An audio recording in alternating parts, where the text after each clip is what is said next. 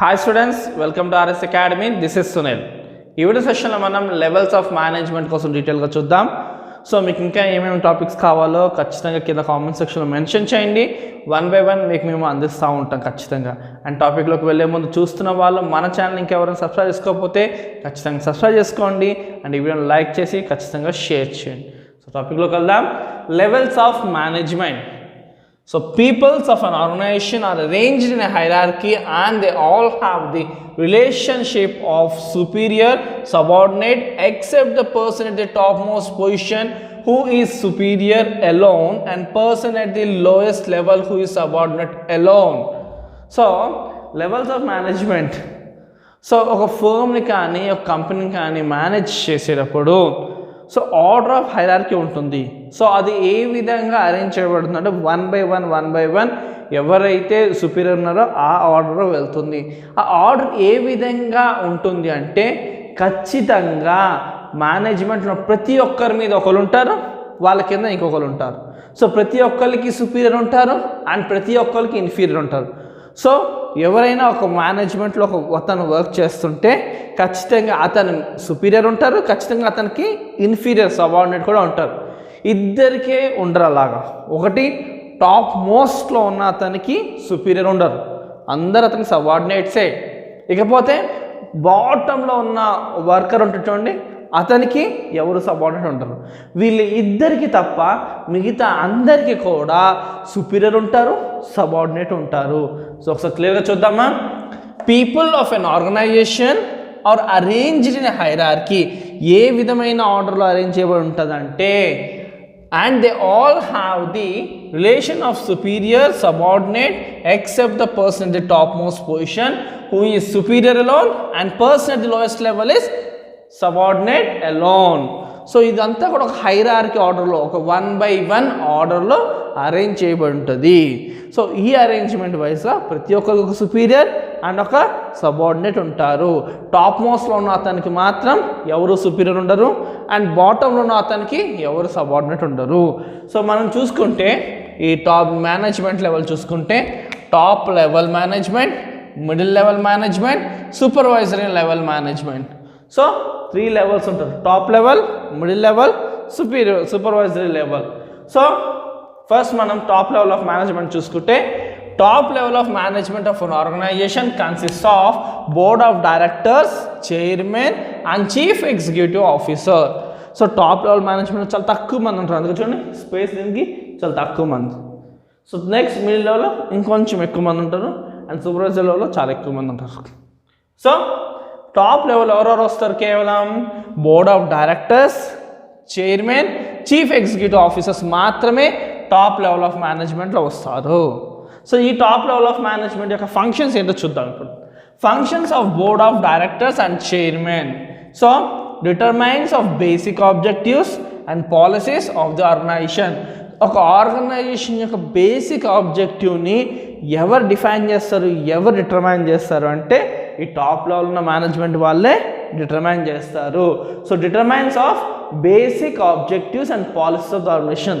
అసలు ఆర్గనైజేషన్కి ఎటువంటి పాలసీలు ఉండాలి, అది ఏ బేసిస్తో నడవాలి అన్న డీటెయిల్స్ అన్నీ కూడా వీళ్ళు సిద్ధపరిచినవే.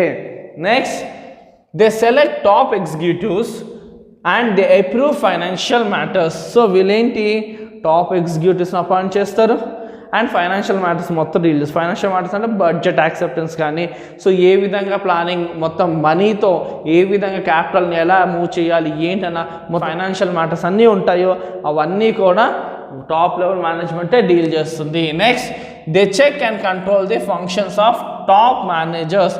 సో టాప్ ఎగ్జిక్యూటివ్స్ని అపాయింట్ చేస్తారు అండ్ అలాగే మేనేజర్స్ని కూడా సెలెక్ట్ చేసుకుంటారు. అండ్ అంతేకాని they perform legal functions. So legal formalities ఏమైనా ఉన్నా, సో లీగల్ కాన్సిక్వెన్సెస్ ఏమైనా ఉన్నా అది టాప్ లెవెల్ మేనేజ్మెంట్ వాళ్ళే చూసుకుంటారు. సో మెయిన్గా వీళ్ళు ఏం చేసుకుంటారు, ఆర్గనైజేషన్స్ యొక్క పాలసీస్ని డిఫైన్ చేస్తారు, ఆర్గనైజేషన్ యొక్క బేసిక్ని మొదలుపెట్టేదే వీళ్ళు. అండ్ నెక్స్ట్ టాప్ ఎగ్జిక్యూటివ్స్ని చూసుకోవడం అంటే సెలెక్ట్ చేసుకోవడం అండ్ అలాగే బడ్జెట్ విషయాలు, ఫైనాన్షియల్ మ్యాటర్స్ అని చూడాలి. అండ్ అంతేకాకుండా they check and control the functions of top మేనేజర్స్ని కూడా చూసుకుంటారు and they perform legal functions. So next functions of the chief executives. So chief executives functions ఏంటి? సో టాప్ లెవెల్లోనే ఈ బోర్డ్ ఆఫ్ డైరెక్టర్స్ వస్తారు, board of directors and chairman వస్తారు, and next chief executive వస్తారు. So ఇప్పుడు first చూసినండి board of directors and chairmans యొక్క functions చూసాం. ఇప్పుడు చీఫ్ ఎగ్జిక్యూటివ్ ఆఫీసర్ యొక్క ఫంక్షన్స్ ఏంటో చూద్దాం. Functions of chief executives. He is the chief liaison officer between board and other personnel of the organisation and provides information about what board has decided in terms of organizational goals, policies, etc. So ఈ chief executive officer ఏం చేస్తాడు? మెయిన్గా ఇతను ఏంటంటే board మెంబర్స్కి అలాగే ఆర్గనైజేషన్కి మధ్యవర్తిగా ఉంటాడు. సో బోర్డ్కి అండ్ పర్సనల్ ఆఫ్ ఆర్గనైజేషన్కి అండ్ బోర్డ్ మెంబర్స్కి మధ్యవర్తిగా ఉండి ఏమైతే డిసైడ్ చేయడం జరిగిందో బోర్డ్ మీటింగ్లో దాన్ని కన్వే చేస్తాడు. సో ఆర్గనైజేషనల్ గోల్స్ ఏ విధంగా, పాలసీస్ ఏ విధంగా డిసైడ్ చేయబడినాయో దాన్ని కరెక్ట్గా కన్వే చేస్తారు. ఎవరికి? పర్సనల్ ఆఫ్ ఆర్గనైజేషన్కి కరెక్ట్గా కన్వే చేస్తాడు.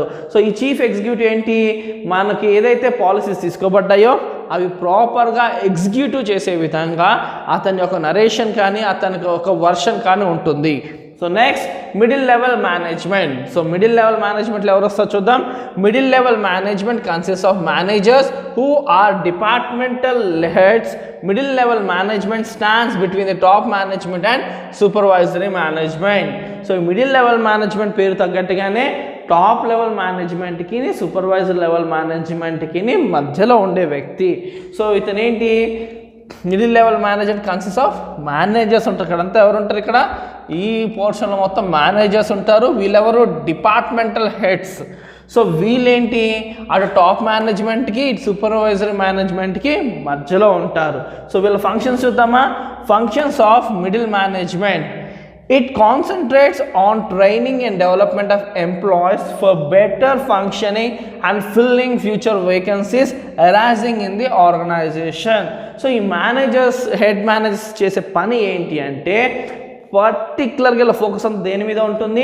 Training and development of employees. ఎంప్లాయీస్కి ట్రైనింగ్ ఇవ్వడంలోను, ఎంప్లాయీస్లో మంచి స్కిల్ డెవలప్ చేయడంలోను, వాళ్ళు మంచి వర్త్ ఉన్న పర్సనల్ తయారు చేసే లక్ష్యమే ఈ యొక్క మిడిల్ లెవెల్ మేనేజ్మెంట్ యొక్క లక్ష్యం. అంతేకాకుండా ఫ్యూచర్లో ఏవేవైతే ఖాళీలు వస్తాయో వాళ్ళని ఎవరితో ఫిల్ చేయాలి, ఎవరిని ఎలా నడిపించాలి అన్న ఫ్యూచర్ కన్సర్న్ కూడా ఉన్న లెవెల్ ఆఫ్ మేనేజ్మెంటే ఈ middle level of management. So last supervisory level management. So last portion.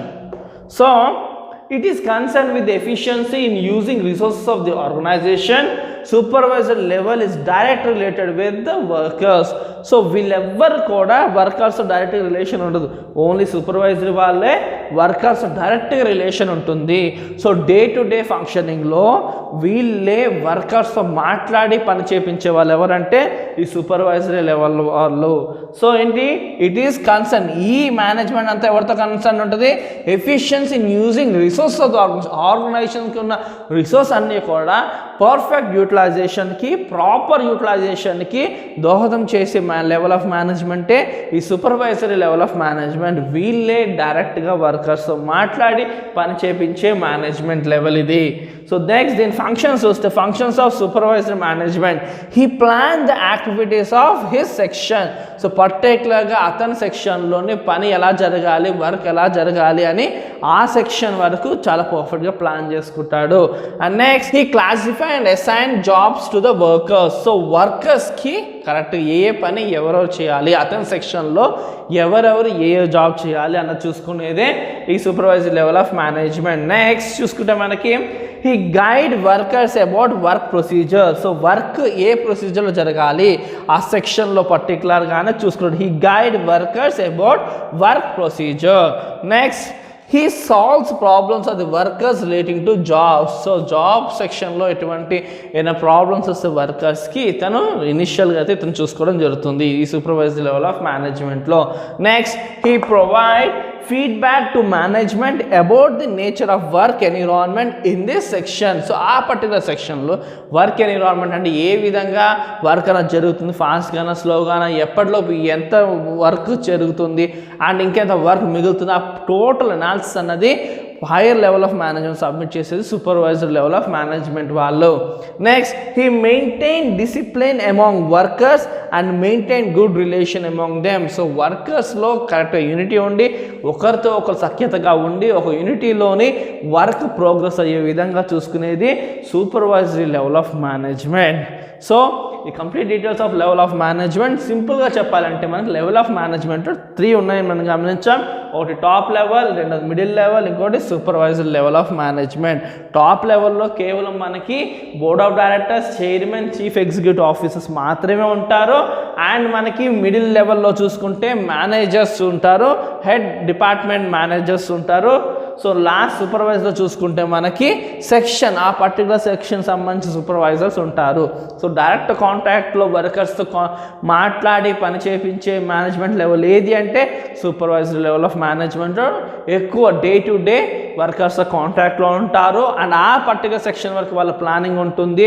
And వర్కర్స్కి ఏం ప్రాబ్లం వచ్చినా ఇనిషియల్గా చూసి సాల్వ్ చేసేది ఎవరంటే సూపర్వైజరీ వాళ్ళే. సో మీకు ఇంకేమైనా డౌట్స్ ఉంటే ఖచ్చితంగా కింద కామెంట్ సెక్షన్లో మెన్షన్ చేయండి. అండ్ మీకు ఏమేమి టాపిక్స్ కావాలో కూడా ఖచ్చితంగా కామెంట్ చేయండి. అండ్ 1 by 1 మీకు మేము అందిస్తూ ఉంటాం. సో చూస్తున్న వాళ్ళు మన ఛానల్ ఇంకెవరైనా సబ్స్క్రైబ్ చేసుకోకపోతే ఖచ్చితంగా సబ్స్క్రైబ్ చేసుకోండి. అండ్ ఈ వీడియోని ఖచ్చితంగా లైక్ చేయండి, షేర్ చేయండి. Thank you for watching.